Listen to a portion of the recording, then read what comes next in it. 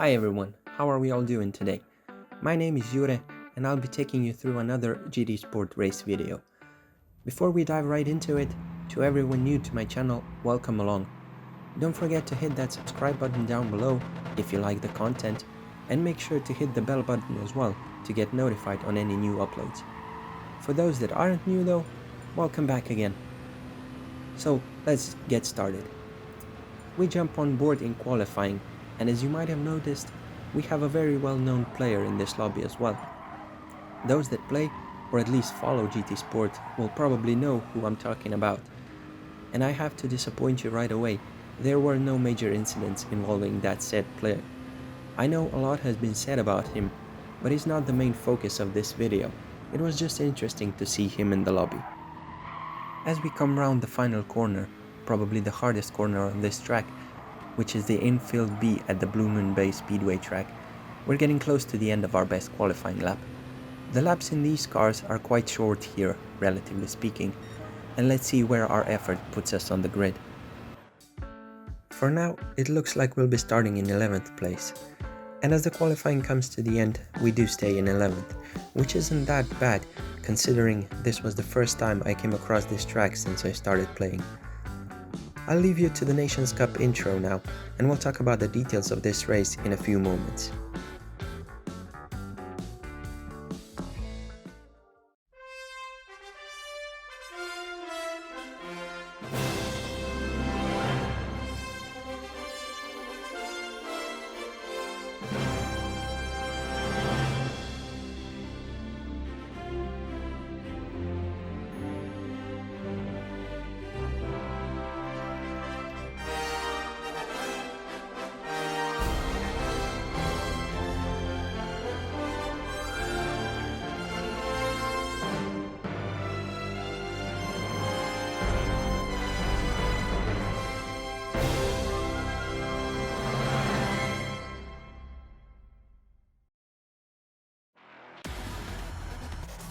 Here we are, back on board our Group 1 or Group C car, whichever you prefer. This is the Nissan R92CP, and it was the go-to car for this race.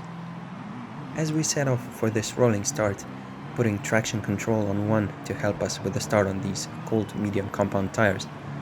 Oh, and I forgot to mention other people's car choices as well. As I've said, this Nissan was the go-to car. It has the highest top speed of those available, but people also chose the Sauber Mercedes, which wasn't such a bad option either. It has better acceleration than the Nissan, but it lacks the top speed. It is also not as good on fuel, so you had to really be careful with that, if you went with the Sauber of course, but there was no such problems in the Nissan. Tire wear was quite high on both of the cars, and we'll also see someone using a newer hybrid powered car, which they actually had a great race as well. This was a 29 lap race with soft and medium compounds of tires available, both of which had to be used in the race. As you can see, I went for the mediums first and switching to softs in the second part of the race, giving me better grip towards the end. We come to the end of lap 1 now, right behind the Spaniard going down to turn 1. A nice little gap opens up between the two cars in front, and we take advantage of the so-called Moses effect. However, I did not expect someone else diving down the inside, so a slight contact pushes us wide, and in the end we basically stay right where we were before. We can see Mini King years going past us as well, so we have to be careful now going into this final corner not to cause any incidents. Technically this isn't the last corner on this track, as you can see, but it's the last one that you really have to brake for, because after that it's just a flat out high speed section to the finish line. Going down the main straight, now look at this ahead. Going 3 wide into one of the trickiest corners is never a smart thing to do, especially this early in the race. Unfortunately, McLaren 2604 slowed down a bit more than expected, and we go into the back of them, which actually helped them get a position back. But it all settles back down through this part of the racetrack, but we still have to be careful going into this final corner. Braking slightly earlier than usual, the Spaniard behind gives us a bit of a nudge. It wasn't anything major, so we both continue on with our race. As the Austrian gets a bad exit onto the final part of the track, we get really close to them. The slipstream helps us get a good run on them, and can we get the move done into turn 1? Going side by side here, trying not to go wide and push them into the wall. Eventually they managed to stay ahead. This kind of racing isn't what I would really want to do at this point in the race, because we should really be working together and catch up to the guys ahead, which have pulled away from us slightly. Fighting each other like that only slows us both down, and we're losing that precious ground to the cars ahead. I know I was the one going for a move in the end, so I'm basically going against what I'm saying. Sometimes the desire to get ahead of someone is just too strong, and it wins over the common sense, let's say it like that. This time around, we just show our nose on the inside a little bit, not really trying to go for another move. Staying behind this time, but this French driver comes flying out of nowhere and gets ahead of both of us. They obviously had a much better exit out of turn 1. They even get ahead of the Austrian, but as you can see, our cars are much better in these high-speed sections.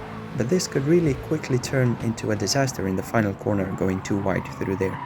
And as predicted, it didn't end well for the French driver. We just managed to avoid them, but lose quite a lot of time. Fortunately, we still stay in the toe of the car ahead, so it's not all lost. As I've said before, I came across this combo for the very first time, and I wasn't entirely sure whether I would do this round or not. Because I've done the same mistakes that I did here, going so wide in turn 1 over and over again in practice. This mistake invites the French driver to catch back up and go side by side, but as we've seen, they can't keep up when we reach higher speeds. This last corner was also the one that was causing me a lot of problems, just like it does this time. Didn't slow down enough this time, and after going into the wall, the French driver goes into the back of us as well. Oh, and unfortunately, we get the penalty for hitting another car. In a way, I think we deserved to get that penalty, but I was thinking to myself that this could be the end of our race, because I already did 2 races before this one, both of which were quite terrible, so I was really hoping that this one would go better. Now, we just have to accept the penalty, serve it, get our head down and come back from it. There's still a long way to go to the end. After serving this penalty, the player I have mentioned at the beginning of this video comes past us. I'm sure many of you recognize the name Momos, but as I've said, I didn't see him getting into any major incidents in this race. So, now we're down in 14th, 3 positions further down the grid than at the start, but we are close to the guys ahead. So as we skip to the end of lap 8, we have 21 laps left to gain a few positions back. Going into this first corner for the 9th time in this race, Momos looks for a move down the inside of DJ, and he makes it stick. I thought of following him as well there for a second, but I was too far behind for anything like that, unfortunately. We all continue on very close to each other through here. Coming to this last braking zone, DJ unexpectedly brakes a bit early and moves onto the racing line while braking.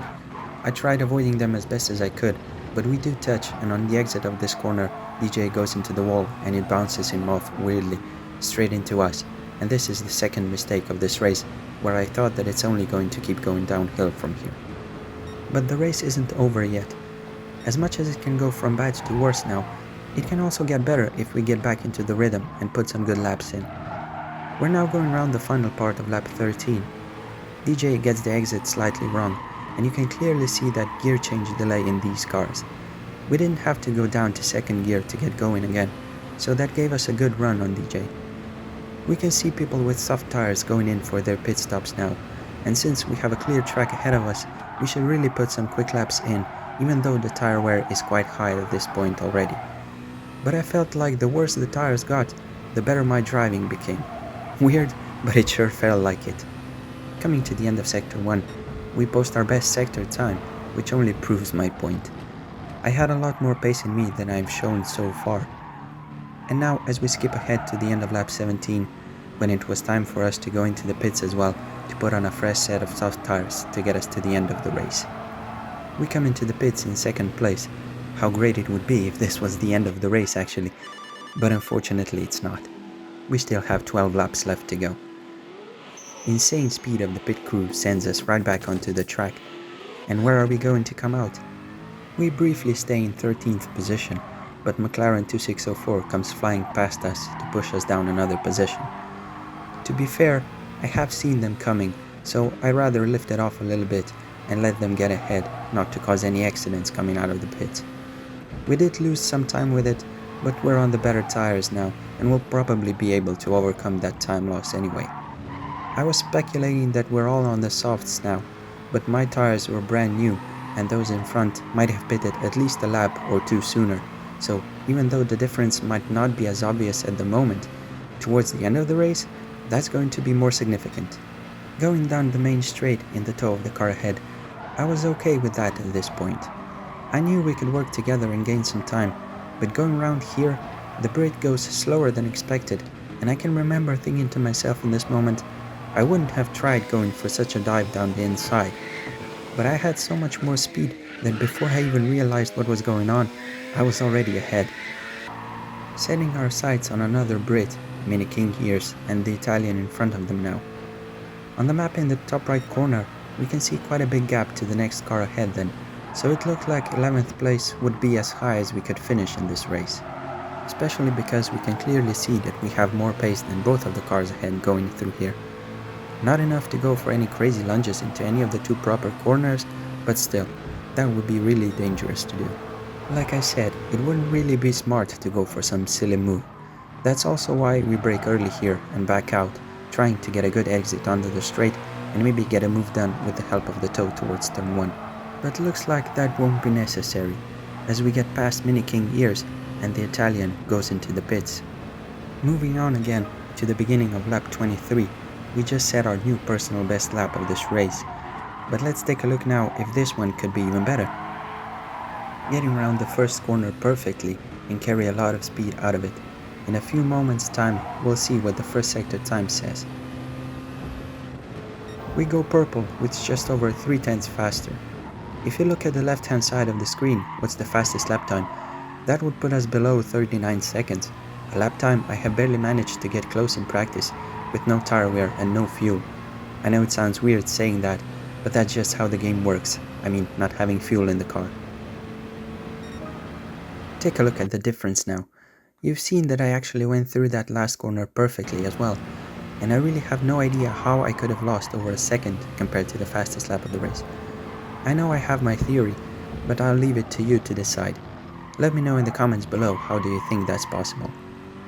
We jump ahead 2 more laps now, catching the cars ahead quite quickly, and that also shows the difference in tire wear between all of us. Even more so because I still believe I was still able to drive very fast on worn tires as well. Up into the top 10 now, well, top 9 if we're being really accurate. That would be the highest position in all of the races in this round. But I feel like it's not all over yet, and we can catch up to the cars ahead and gain even more positions. Once again, we set a purple sector 1 time, which is starting to look really interesting now. But it is what it is, you know. Unfortunately, we just slightly tapped the wall on the exit of the final corner. Otherwise, we could have gotten close enough to the Greek driver, Tasikas, to get in their toe, which would help us massively. We're now just 2 laps away from the end of the race, and we can even see P5 in the distance. If we could just get closer to the back of this pack, we could potentially gain 4 more positions. We do get close enough, so we can be in the slipstream of the car ahead to pull us along. Purple sector yet again, but let's focus on the car ahead. By the looks of it, they started braking at the right point, where you usually start braking. And we were on the brakes a bit sooner than normal, so I have no idea how we could have gained so much in that braking zone. Oh look, we have some action up ahead. Take a look at the replay to see what happened in case you missed it. The Brit looks like wanted to go into the pits, but got tangled up with Momos, unfortunately, of all players. Now, we don't know if anything else was going on between them, but it does look like he wasn't at fault at all here, even though he got a 3-second penalty now. It is unfortunate to get such a penalty at any point in the race, but it's so much worse getting it in the final lap, especially because, as I've said, it looks like it wasn't his fault at all. Good thing is that there's a big gap behind, so he lost only 2 positions. Too bad that it even had to happen, irrespective of who that player is. All of that put us up into P7 as we got on the final straight. We were too far behind Tasikas to maybe get a run up to the line and gain another position, but finishing in 7th still feels great. It was a long and very interesting race, and I was pretty happy with that result in the end.